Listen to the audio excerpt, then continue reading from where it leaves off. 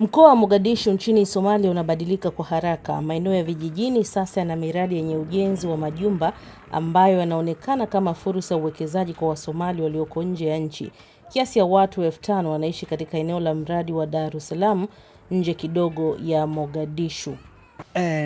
Waxayna tahay Dar es Salaam wataan u bixiyay hore the city of hope and opportunities. Dar es Salaam ni mji wa matumaini na fursa. Ni sehemu nzuri ya biashara na uchumi. Ni sehemu yenye amani. Kuna shule nzuri na huduma za afya zinazokidhi viwango vya maisha bora kama vile Canada.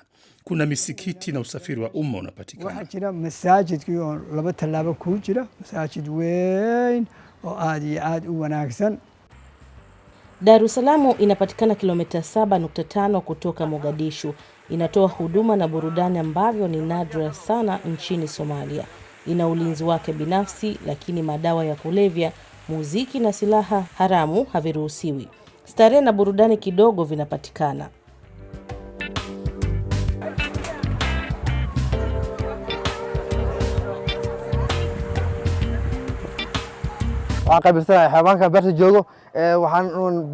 Ninawajibika kwa ajili ya wanyamapori hapa Dar es Salaam, kuwafanya wageni wafurahi, wahisi raha na kuwafanya wacheke. Siogopi kufanya kazi hii kama kumweka nyoka mdomoni mwangu.